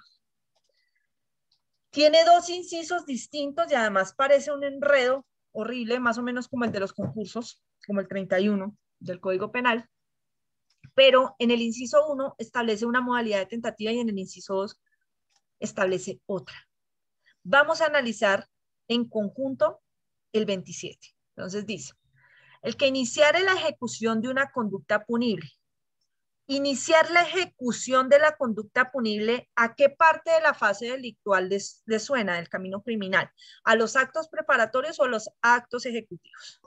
Ejecutivos. ¿Preparatorios? Ejecutivos. Ejecutivos porque habla de iniciar ya la inició. Dice, iniciar la ejecución, dice. Iniciar acción realizada. Iniciar la ejecución de una conducta punible. Hasta ahí estamos en actos ejecutivos, es decir, en la fase previa al resultado. Estamos acá. El que iniciara la ejecución de una conducta, es decir, actos ejecutivos. Hasta ahí es igual a la figura de la tentativa en el resto del mundo, que se sancionan los actos ejecutivos. Pero el problema es lo que dice después. Mediante actos idóneos e inequívocamente dirigidos a su consumación. Los actos idóneos e inequívocamente dirigidos se eligen antes de los actos ejecutivos, es decir, es la forma como yo voy a realizar la conducta. Y esos actos idóneos e inequívocamente dirigidos son los llamados actos preparatorios. Los preparatorios. Entonces, por eso es que Colombia sanciona con tentativa desde actos preparatorios, mientras que en otros lugares del mundo lo hacen es desde los actos ejecutivos nada más. Entonces, en Colombia vamos desde los preparatorios. El problema es que no lo logran probar, pero pues, ahí está. Y dice, y esta no se produjere por circunstancias ajenas a su voluntad. ¿Qué no se produce? Pues la conducta punible total, es decir, el resultado no se logra por circunstancias ajenas a la voluntad de quien inició el camino delictual, es decir, del sujeto activo de la conducta. No logra hacerlo. ¿Qué intervino? Intervino un médico en un caso de un homicidio. Intervino la mala puntería, no le di donde tenía que darle. Intervino, por ejemplo, que llegó un policía y lo salvó del hurto. Hay muchas cosas que pueden intervenir y que son ajenas a la voluntad del autor, del sujeto activo de la conducta. Y entonces ahí nos dice que va a incurrir en una pena de no sé cuánto a cuánto, que es uno de los trabalenguas hermosos que usted va a aprender a manejar en esta clase. Incurrirá en pena no menor de la mitad del mínimo ni mayor de las 3/4 partes del máximo de la señalada por la conducta punible consumada. Tranquilo. Después vamos a analizar eso de penas. Ahorita estamos solamente en dogmáticos. ¿Cuánto punitivo, doctora? Sí, señor. ¿Cuánto punitivo, doctor Jiménez? Esa que está ahí es la denominada tentativa inacabada. La tentativa normalita. Pero luego nos habla de otra. Dice, cuando la conducta punible no se consuma, es decir, nos dañaron el camino criminal por circunstancias ajenas a la voluntad del autor o partícipe, hasta ahí sigue igual a la otra, incurrirá en pena de tanto a tanto, no nos importa cuánto, si voluntariamente ha realizado todos los esfuerzos necesarios para impedirla. Ah, es que ahí cambia la cosa. Porque si bien es cierto, no se logró porque otra persona u otra circunstancia ajena intervino, El sujeto activo hizo algo, hizo todo lo que estaba en su alcance para evitar la realización de la conducta. Y entonces el terrible derecho penal, el más inhumano de todos, le reconoce eso y le dice, oiga hermano, bien, aquí premiamos a la gente que se arrepiente. Usted intentó hacer algo para detener la conducta. No lo logró, porque lo detuvo otra persona o la detuvo otra cosa. Pero eso se lo vamos a premiar, porque es distinto usted que logra arrepentirse y se detiene a aquel que sigue hasta el final. Y entonces por eso las rebajas de pena son diferentes, en la tentativa inacabada y en la tentativa desistida. Profe, un ejemplo, ya le explico. Yo tuve un caso hace mucho tiempo, cuando los tiranosaurios vagaban por el planeta. Cuando yo estaba haciendo mi judicatura, aprendí este caso. Póngale. Una pareja homosexual, dos mujeres, en este caso, compartían su residencia. Ellas eran novias, esposas. Y lo que pasa es que lamentablemente para ese momento no estaba reconocido ese derecho de poderse casar con parejas del mismo sexo. Entonces ellas vivían juntas, pero pues no estaban casadas. Eran compañeras permanentes, para que ustedes me entiendan. Resulta que era un hogar muy normal. Una de ellas trabajaba y la otra se quedaba como ama de casa en la casa. La que trabajaba era mucho más grande que la otra, o sea, más acuerpada. De hecho, era mucho más masculina en su apariencia que la que estaba en la casa. Eso es relevante por una razón. Nada más en el caso. Un día, la que estaba trabajando, es decir, la más masculina de las dos, llega a la casa más temprano y encuentra a la otra, a la ama de casa, a su novia, con otra mujer en la cama.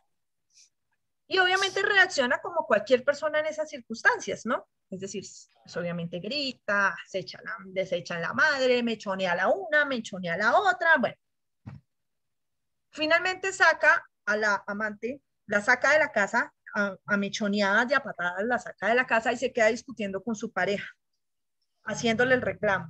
¿Tú por qué me haces esto? Y no sé qué, después de todo lo que hemos vivido y ta. Empiezan a acalorarse en los ánimos y la más masculina toma un cuchillo y agrede a su pareja en el pecho. La otra mujer se desploma y empieza esta mujer en una vaina de teledrama que uno no se imagina, a gritar como desesperada, ayúdame, la maté, yo la amo, yo la adoro, mi amor, no te mueras, mejor dicho. La mujer llama inmediatamente a una ambulancia, llama primero a la policía y les dice, vengan por mí, pero sálvenla a ella, yo la maté, necesito que me ayuden, todavía respira, ayúdenme, no me la dejen morir. La policía le dice, bueno, ya no sé cuánto llegamos allá, finalmente no aparecen. Ella llama a una ambulancia, tampoco aparecen, le dicen que están como a media hora. Esta mujer literalmente, como es más grande, se la echa al hombro, la lleva cargando, corriendo porque nadie las quiere recoger.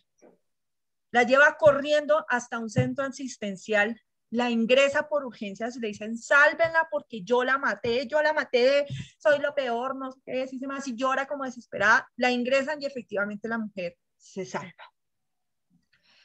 Esta mujer está en una crisis en donde ella quiere que le den cadena perpetua, que la maten y de todo por lo que hizo, porque ella jura que la mató. No la mató, la muchacha quedó muy mal, muy mal. Queda en estado de coma, efectivamente.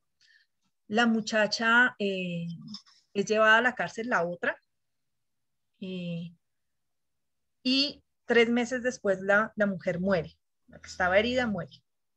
Entonces la fiscalía le dice, ok, homicidio, agravado, no sé cuántas. Y ella sí, yo acepto lo que sea, yo solamente quiero pagar por lo que hice, yo maté al amor de mi vida, no sé qué sea. Después la fiscalía, como siempre, se da cuenta que la amarró. ¿Por qué? Pues porque llega el dictamen de medicina legal y la mujer murió como consecuencia de un aneurisma cerebral que tenía desde niña, es decir, no tuvo nada que ver con la lesión que le causó. Y pues en últimas fue que se le estalló una vena del cerebro y por eso se murió. No tenía nada que ver con la puñalada que esta mujer le dio y de la cual se recuperó durante 3 meses. Entonces la fiscalía dice como, ay, qué cosa, entonces usted no la mató realmente, pero sí es tentativa de homicidio. porque pues usted hizo todos los actos idóneos inequívocamente dirigidos a realizar la conducta. Hizo los ejecutivos, hizo los preparatorios, los hizo en un momento muy rápido, pero recorrió el camino criminal. Pero ojo, usted en últimas hizo todo lo que estaba a su alcance para salvarla. Usted llamó a la policía, usted llamó a la ambulancia, fue usted quien se la echó al hombro y la llevó allá y logró que estuviera viva al menos 3 meses más, de manera que por esa razón le vamos a reconocer tentativa de asistida y la rebaja es grandísima. Y le reconocen la tentativa de asistida, no la tentativa inacabada, que sería si ella no hubiera hecho nada. Vean que en los dos casos, perdón, en el caso de la mujer, quien finalmente la salva son los médicos. Es decir, alguien distinto al autor, son los médicos los que la salvan. Pero fue ella, la autora del delito, la que la agredió, la que hizo todo lo que estaba a su alcance para lograr salvarla. De manera que no es tentativa inacabada en este caso, sino tentativa desistida, y así le reconocieron la rebaja de pena. ¿Está más claro, doctores? Sí, doctora. Señora. Profe. Ok. Entonces ahí están las dos figuritas. Con eso terminamos dolo. Recuerden, el dolo, en dolo solamente se habla de camino criminal. Solo en dolo. Solo en dolo hablamos de tentativas. Solo en dolo. ¿Cuántos dolos hay? Dolo directo y dolo eventual según la ley. Pero según la doctrina hay otro montón. Hay dolo directo, dolo indirecto, dolo eventual, duelo de ímpetu. Hay otros. Pero según la ley solo hay 2. ¿Listo? Tentativas, ¿cuántas hay? Montones según la doctrina. Pero según la ley, solo 2 en Colombia. Inacabada y desistida. ¿Listo? Avancemos con la culpa. Ok. Estamos viendo entonces las formas de realización de la conducta punible como parte del elemento de culpabilidad respecto de, o como es el tercer elemento de la conducta punible, que era tipicidad, antijuricidad y culpabilidad. Dentro de culpabilidad estamos viendo las formas de realización de conducta en donde vimos dolo con todos sus bemoles y ahora vamos a ver culpa. La culpa es una situación distinta. Y es que mira cómo dice el artículo 23. La conducta es culposa cuando el resultado típico, es decir, el resultado final, es producto de la infracción al deber objetivo de cuidado. Eso es una vaina de una categoría dogmática de la doctrina, que ya les voy a explicar en qué consiste, o bueno, a recordar porque ustedes ya lo vieron, y el agente debió haberla previsto por ser previsible, otra vez la previsión, o habiéndolo previsto confió en poder evitar. Comparemos este artículo 23 con el 22, que era el del dolo.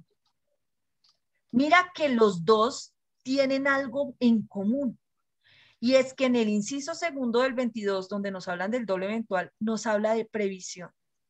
Realización de la conducta penal ha sido prevista como probable. Previsión en dolo eventual. Y luego en culpa vuelven y nos hablan de previsión. El agente debió haberlo previsto por ser previsible o habiéndolo previsto confió en poder evitarlo. Ese elemento de la previsión es lo que hace que se forme el problema entre las diferencias entre culpa con representación y dolo eventual. Y es que las dos tienen algo en común y es la previsión. El sujeto activo puede prever la conducta, tanto en dolo eventual como en culpa.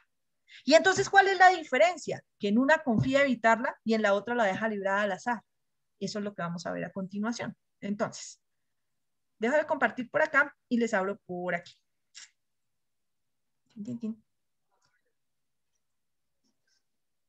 Entonces, nos hablan en el artículo 22 de la culpa y nos dicen que la culpa se comete cuando hay 2 cosas. La primera, una infracción al deber objetivo de cuidado.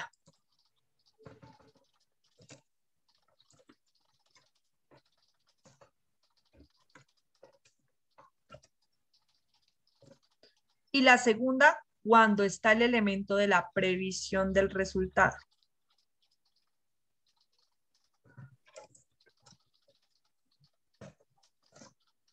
Entonces, Dentro de la infracción al deber objetivo de cuidado, tanto la doctrina como la jurisprudencia están de acuerdo en lo siguiente.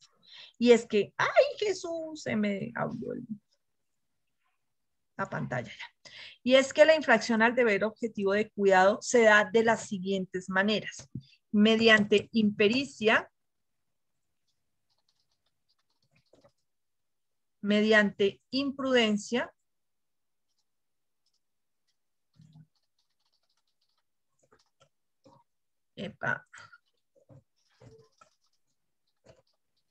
mediante negligencia, Mami.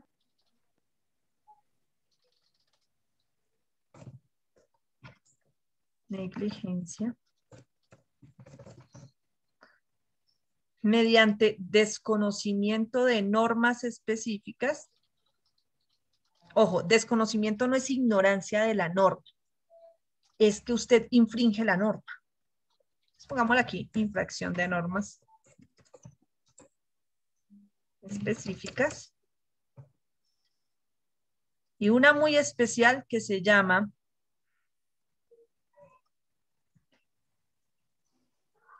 violación de la lex artis.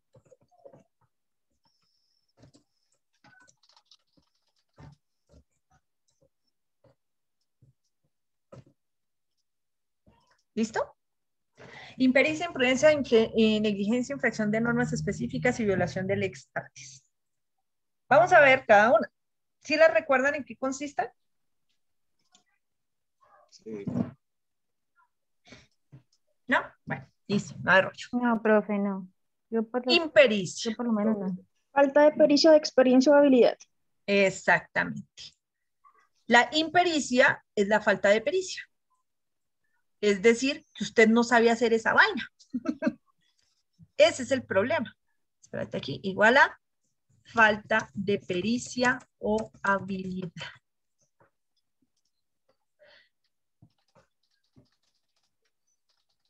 Si yo no tengo autorización para manejar un vehículo automotor, es decir, yo no tengo lo que llamamos licencia de conducción, pase o lo que sea, es porque yo no sé manejar, hombre.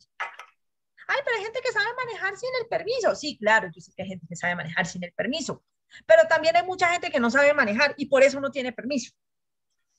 Si una persona que no sabe manejar se sube a manejar un vehículo, está actuando con impericia, porque no sabe hacerlo, no tiene la habilidad de hacer eso.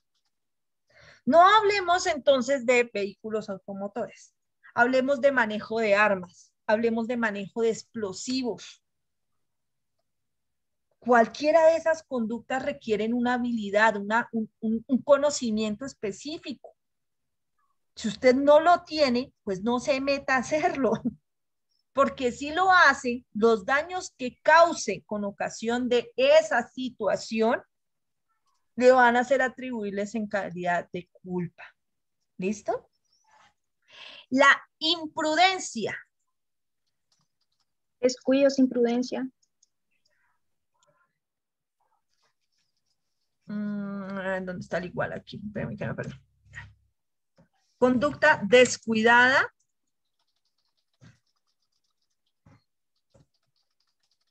por el agente. Mismo caso, usted sabe manejar, tiene permiso. Pero si usted le da por andar excediendo el límite de velocidad, por ejemplo, en una zona de 30 y usted anda 50, eventualmente usted está siendo imprudente. Ah, no, pues puede ir al límite de velocidad que es, pero le da por andar en zigzag porque es que usted quiere dárselas de Juan Pablo Montoya calentando las llantas del carro. Pues usted está siendo imprudente.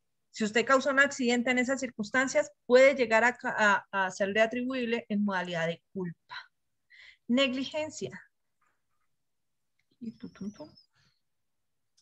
¿Dónde está? Negligencia. Señora. Cumplir una obligación, como por ejemplo si no se hace la tecnomecánica o algún caso así. La negligencia tiene que ver con la omisión.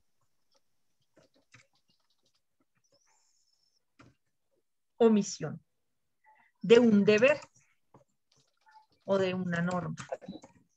Hacer menos de lo que debe, doctora. Es negligente. Usted no sirve, o sea, no solamente no sirve, sino que se le dice que haga algo y usted no lo hace. Es negligente. A veces pueden darse todas al tiempo, que esa es una cosa muy extraña, pero puede darse. Infracción de normas específicas.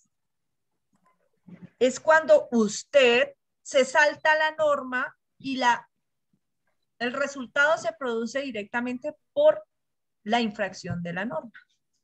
Es decir, usted vulnera la norma.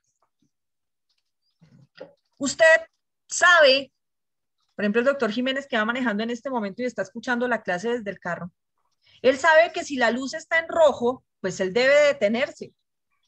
Y él dice, ay, no, yo me voy más rápido y ¡pum! Acelera. Está vulnerando una norma, está infringiendo una norma de carácter específico de tránsito que le dice que cada vez que vea el semáforo en rojo debe detenerse. Si en ese momento él causa un choque, atropella a una persona, un peatón, no sé, pues está causando una infracción al deber objetivo de cuidado por infracción de normas específicas. Él sabe manejar, él tiene la pericia, él es prudente, él no es negligente, no va ebrio, no va bajo el efecto de alucinógenos, no va hablando por celular, no va en exceso de velocidad, pero se saltó uno de los semáforos y causó el accidente. Violación de la lex artis. Estas suelen decir que solamente opera para casos de medicina, pero no es verdad. Opera para cualquier modalidad específica de una profesión. También, profesor, hace referencia al estado del arte, ¿no? En ese sentido, de la profesión. No, la lex artis tiene que ver con todo el conjunto de reglas que rigen una profesión. Entonces, por ejemplo, típico caso de, no sé si ustedes han visto Botch, que es un programa de e-entertainment en donde dos cirujanos muy famosos en Estados Unidos arreglan a gente que quedó mal operada por cirugías de carácter estético. Por ejemplo, personas que dijeron que querían pochecas de X maneras y se las hicieron de otra manera, los deformaron, las narices, los senos, la cola, bueno, lo que sea. ¿Listo? En esas circunstancias específicas es posible que una persona, a pesar de ser cirujano, haya vulnerado la lex artis porque hizo algo que no está autorizado por la norma. En esos casos, por ejemplo, había una señora, bueno, muchas señoras que llegan con unos senos así de gigantes que parecen balones de baloncesto y los médicos le dicen, ¿usted cuánto tiene en cada seno? Y entonces dicen, por ejemplo, 1500 centímetros cúbicos en cada implante. Y le dicen, pero es que la medicina no permite más de 400 centímetros cúbicos en cada seno. ¿Qué clase de cirujano la operó usted así? La puede matar. Entonces, mira, es violación de la lex artis. Puede ser muy buen cirujano. Puede ser cirujano, pero no está vulnerando algo que la misma medicina está diciendo que eso no se puede hacer. ¿Ves? Ahora, pensemos en todos los casos de responsabilidad médica. ¿Qué pasa cuando a una persona no la atienden en el tiempo en que la deben atender? Cuando no le aplican los procedimientos, los medicamentos en la forma en que lo deben hacer. Es violación del lex artis. Por eso siempre se habla de medicina, pero no quiere decir que sea solamente para eso. Hablemos de, por ejemplo, el caso del puente de Chirajara. ¿Cómo es posible que un ingeniero o que un arquitecto, desconozco cuál de los dos fue, haya realizado un modelo de un puente colgante sin tener en cuenta que por la distancia la tensión en las cuerdas iba a generar la ruptura de las placas de concreto y se iba a caer el puente? El problema era desde el diseño. O sea, ¿qué clase de ingeniero hizo eso? Alguien que no estuvo en clase. Entonces es vulneración del lex artis, de la norma específica del conjunto de normas que rigen la profesión. Y entonces le puede ser atribuible el resultado en calidad de infracción al deber objetivo de cuidado como elemento generador de culpa. ¿Listo? Hasta ahí, ¿ok, doctores? ¿Alguna duda? Sí, doctora, no. Ok, perfecto. Espérate que por aquí alguien está preguntando algo en el chat. Ok, instalar. Juan Alejandro Pérez, ¿me ibas a decir algo?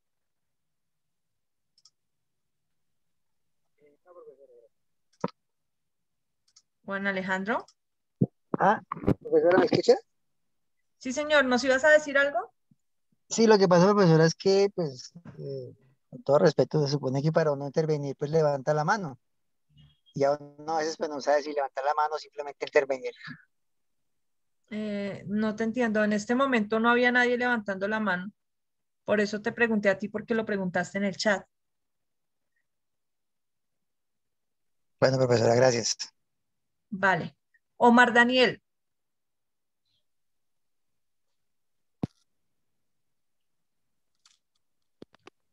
Omar. Profe, buenas noches, ¿me escucha? Sí, señor. Profe, yo tengo una duda, ¿sí? Según lo que usted planteó, y según lo que, pues, un análisis vago, doy por entendido que también en el sicariato existe culpa, ¿sí? En el sicariato. ¿Explico de qué manera? Sí, sí, sí. En el hecho de decir, yo le pagué a tal persona para que fuera y asesinara a una persona en específico. Resulta que el hombre no tenía buen manejo de las armas, no tenía puntería, bueno, X o Y motivos o circunstancias que se dieron durante el momento preciso y disparó. Iba otra persona al lado, pero iba por una persona en específico, ¿cierto? Entonces, en este caso se puede decir que hay culpa, ¿sí? Ahora, tengo una duda con respecto a esto, ¿sí? En este caso, ¿se aplica la culpa o se aplica el intento? La tentativa de homicidio, que evidentemente no se finalizó por culpa de él, por una de las situaciones que ¿sí me entiende? Que, o sea, uno de los factores, que fue la impericia tal vez, o no la no capacidad de manejar esta arma, pues no dio fin al asesinato de esta persona como tal, sino que mató a otra, ¿sí? Existiendo culpa al momento de matar a la otra persona, y pues no sé cuál se aplicaría a esa. Y tengo otra duda, pero primero me ayuda con esa. Vale. Mira que nunca había analizado lo que tú me estás diciendo y me parece bastante particular por una razón. Y es que en la tentativa de homicidio o en el caso de los sicarios y demás, mira que ellos realizan la conducta con dolo. Es decir, con intencionalidad, conocimiento delictual y recorren el camino criminal en actos preparatorios, en actos ejecutivos, en toda la vaina. Ellos están actuando con dolo. De manera que si en un momento dado mandan a un sicario con muy mala puntería para que termine dándole a otro, podría ser dolo eventual, pero no culpa, porque es que la culpa no lleva ni la más mínima noción, ni el más mínimo pedacito de intencionalidad, nunca. Si hay intencionalidad de causarle daño, así sea a otra persona, es dolo. A otra persona. Es dolo directo frente a esa otra persona a quien iba dirigido el ataque. Si le disparé a otra, puede ser dolo eventual, ¿me entiendes? Frente a ese, pero nunca culpa. Nunca culpa. Nunca culpa. Ok. Ahora, otra cosa, qué pena, doctora.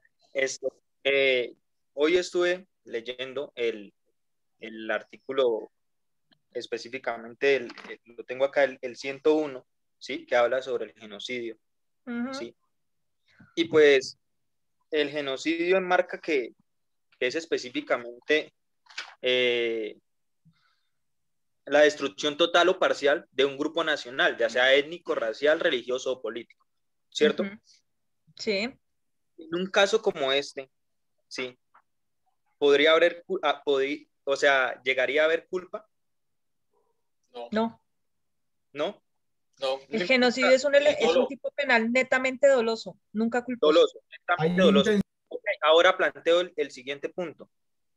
O sea, porque es que como ustedes mismos nos han dicho, o sea, uno no puede decir simplemente así sin entrar a analizar cada uno de los factores que llevaron a que se realizara el acto como tal, ¿cierto?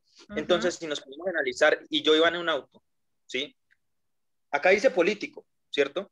Digamos, los uribistas, no quiero decir con esto que, ¿sí? Sino pongamos algo que no exista, el Partido del Maíz. Sí existe, pero no vamos muchos por él, ¿ok? Entonces, digamos que el Partido del Maíz está conformado, ¿usted sí? El Partido del Maíz está conformado solo por 5 personas y 5 personas representan esta ideología, ¿ok? Yo voy en mi vehículo, ¿sí? Y digamos, están todos reunidos ahí, hablando bien chévere. Y resulta que en mi vehículo se quedó sin freno. totalmente sin frenos. Y yo lo vi y dije, joder, madre, estoy sin frenos, voy a intentar maniobrar. O evidentemente no me di cuenta y los estrellé y murieron los 5 únicos representantes de esta ideología política que la llevábamos a ir al Partido del Maíz, ¿ok? Entonces, en este caso, creo que existió genocidio. ¿Por qué? Porque erradicamos por completo una ideología política o un grupo en específico, ¿cierto? ¿Sí? Pero Ahora. la intención no era esa. Espérame, doctores, por favor, no hablen si no se les da el uso de la palabra, porfa. No, mentiras. Entonces, el hecho es, me acaba de decir un compañero, no recuerdo, creo que reconocí la voz y es compañero de nosotros, es amigo de nosotros, y dijo que pues no existía y no cabía la culpa en el genocidio. Pero como yo digo, hay que mirar todos los factores. En este caso, genocidio, extinción total, ¿existe la culpa? No. ¿No? Mira, gracias. Es lo siguiente, mi Dios. Es lo siguiente. El derecho penal se construye desde la intencionalidad del sujeto activo de la conducta, no desde el resultado dañoso. Es decir, ¿qué querías? Cuando tú vas manejando tu vehículo y te quedas sin freno, ¿tú querías desaparecer el Partido del Maíz? Evidentemente no. Entonces no hay genocidio. No hay genocidio. Simplemente hay un asesinato porque no voy en contra de un partido. Gracias. Sí, claro. Son 5 homicidios culposos. Se acabó. Mataste 5 personas, 5 homicidios culposos, con culpa. Incluso es posible que no haya ningún homicidio, porque si te quedaste sin frenos, es un evento de fuerza mayor. De fuerza mayor y es un eximente. Y es causal eximente de responsabilidad. Totalmente. Gracias, doctora. A ti. Eduardo Jiménez. No, sí, doctora, no, era efectivamente pues, para hacer el comentario frente a la ausencia del tipo penal de genocidio, en el sentido de que no existía en el agente la intención de extinguir a esta población en razón de ser, digamos, de pertenecer a la misma, porque eso es lo que exige el tipo penal de genocidio para que se configure. Ok, listo. Vamos a ver el segundo elemento de la culpa y con eso terminamos por hoy. ¿Listo? El segundo elemento de la culpa dice, no solamente es la falta del deber objetivo de cuidado, sino la previsión del resultado. Y nos dice, la previsión del resultado es porque usted debió preverlo por ser previsible. Es decir, siempre que le sea previsible, usted debió preverlo por ser previsible. Usted debió prever que eso podía llegar a pasar. Pero ¿cuál es la diferencia entre esta previsión y la previsión del dolo eventual? En que usted prevé el resultado por ser previsible, pero usted confía en poder evitar. Acá. Confía en poder evitarlo. ¿Cómo funciona esto? Digamos que esta lata no es de Coca-Cola, es de cerveza. Yo he estado bebiendo todo el día. Y me voy a subir al carro, voy a manejar en este momento. Estoy súper borracha. Y entonces ustedes me dicen, profe, no maneje así, venga, pida un taxi, nosotros le cuidamos el carro, que la lleve un compañero, una compañera, alguien más, que alguien más maneje, pues usted no. Y les digo, tranquilos muchachos, como hacen todos los borrachos, ¿no?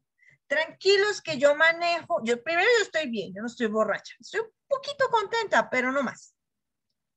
Y además, pues, nada va a pasar, frescos, yo me voy despacito y con cuidado, más aquí cerquita, no va a pasar nada.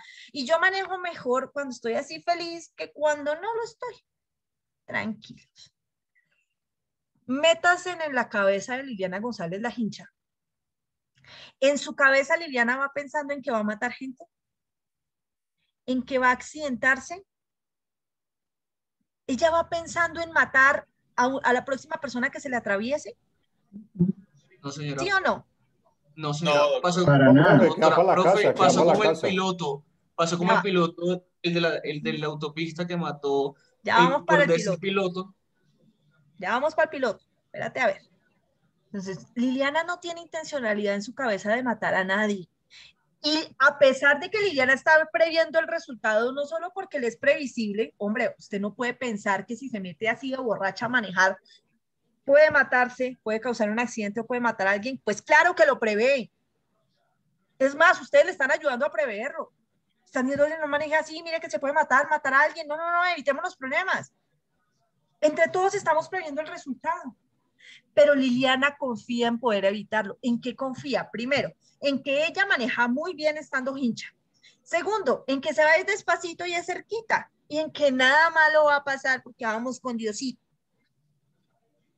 Confía en poder evitarlo. La conducta de Liliana al volante es igual que el tipo que coloca una bomba y le vale gorro si alguien se muere. No. Nunca. Jamás. Esa es la pelea eterna entre el dolo eventual y la culpa con representación. Ahora, pongámosle algo más grave. Caso del piloto. Soy piloto comercial. Manejo un Boeing 747 que es uno de los más grandes del mundo. Me bajo del avión. Me subo al carro. Me pego una hinchera y fuera de eso me pego una trabada. Voy con efectos de cocaína. Voy por la autopista en un carro a más de 100 kilómetros. Autopista norte. Para andar a esa velocidad en la autopista norte o en cualquier parte de Bogotá es porque era madrugada, si no, uno no puede andar a esa velocidad. Anda como una loca. Se estrella y mata un montón de gente. La corte, bueno, en principio dijeron culpa. Falta el deber objetivo de cuidado. ¿Por qué? Porque el tipo es imprudente, es negligente, infracción de normas, listo. El resultado debió preverlo por ser previsible, claro, y confío en poder evitarlo también, listo, culpa. Y la fiscalía, dolo eventual. Este tipo es un peligro. ¿Cómo se le ocurre? O sea, este tipo va más allá de la infracción al deber objetivo de cuidado, porque ¿cómo se le ocurre manejar un carro a esa velocidad? Hincho y trabado. O sea, el tipo es un peligro, es una loca, es un asesino en potencia. Y peleó la fiscalía y llegó a la corte, y la corte, ¿saben qué hizo? Dijo, es dolo eventual. ¿Y saben por qué? Porque es piloto. Y terminó diciendo una cosa tan estúpida, pero bueno. Terminó diciendo que por ser piloto y manejar Boeing 747, si maneja una máquina así de grande, sabe perfectamente de los peligros que existen, con más razón porque Pike se sube como una loca a máxima velocidad en un automotor. ¿Qué tiene que ver una cosa con la otra? No sé, pero así lo dijo la corte y terminó condenándolo por dolo eventual porque le pareció que excedió los límites de la previsión y dejó librado al azar poder matar a alguien, que no le importó. Que no le importó. Es decir, está colocando en la cabeza del piloto una intencionalidad, solo por ser piloto. ¿Ves? Esa es la pelea eterna entre la culpa con representación y el dolo eventual. Y es que la gente interpreta como se le da la gana. Pero lo cierto es que las figuras no tienen por qué confundirse, porque en la culpa usted confía en poder evitar el resultado que le es previsible. Usted lo prevé, claro que sabe que puede matar a alguien, sabe que puede estrellarse, pues usted confía en que no va a pasar. Confía incluso que yendo a esa velocidad usted va a poder evitarlo. ¿Por qué? Porque si usted maneja aviones a máxima velocidad, ¿por qué no va a poder manejar un carro? Es exceso de confianza, es negligencia, es imprudencia, es ser bestia en la vida, pero actuar con intencionalidad de daño, difiero de la corte, pero eso dice. Doctor Educardo Gutiérrez. ¿Educardo o será Eduardo? Doctor Gutiérrez. Profe, buenas noches. Educardo es mi nombre. ¿Cómo está? Mucho gusto. ¿Cómo estás? Profe, lo que pasa es que no veo la diferencia entre la previsión del resultado y la imprudencia o la impericia. No sé si su merced me la puede aclarar. Claro que te la puedo aclarar, pero tenemos un problema, faltan 5. Sí te la puedo aclarar. ¿Tú me recuerdas mañana y abrimos con eso? A primera hora. Porque es que la explicación es un poco larga y no te la voy a alcanzar en 5 minutos. Te agradezco, doctor Educardo. A usted, profe, usted pronto tiene la sentencia del piloto para que nos la regale para poder. Sí, ahorita la buscamos. Caro, ¿me acuerdas de las 2 sentencias que les debo, por favor? Jorge Giraldo, ¿qué pregunta tienes? No, profe, no, más que una pregunta es de pronto, profe, apoyarme ahí y si de pronto usted lo ve viable. El doctor Santiago Tres Palacios hace un año también hizo esa comparación en una conferencia que hizo por YouTube, por si se la quieren mirar, y él ahí hace un esquema y da los 4 aspectos y los 3 entre ambos, entre el dolo eventual y entre la culpa, por si de pronto quieren animarse ahí a mirarlo. Es muy Sí, interesante. miren, el doctor Tres Palacios es una eminencia, compañero del Colegio de Abogados Penalistas, es un berraco y dicta clase una maravilla de penal.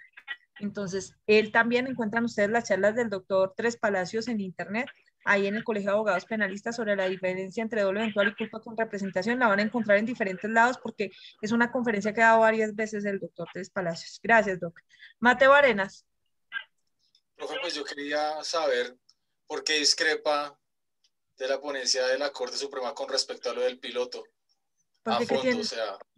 Porque ¿qué tiene que ver que tú seas piloto con una falta del deber objetivo de cuidado? O con que tú tengas la intencionalidad, o sea, por ser piloto tienes intención de matar a la gente. O sea, es una reflexión como muy loca, una construcción muy amañada la que hace la Corte Suprema de Justicia en ese caso. Profe, pero en ese caso, si él maneja un Boeing, que es un avión bastante grande, a mí también me gusta harto la aviación. Él tiene conocimiento a cabalidad de lo que puede y no puede hacer detrás de un timón, ¿no? Y lo mismo se pasaría a un vehículo.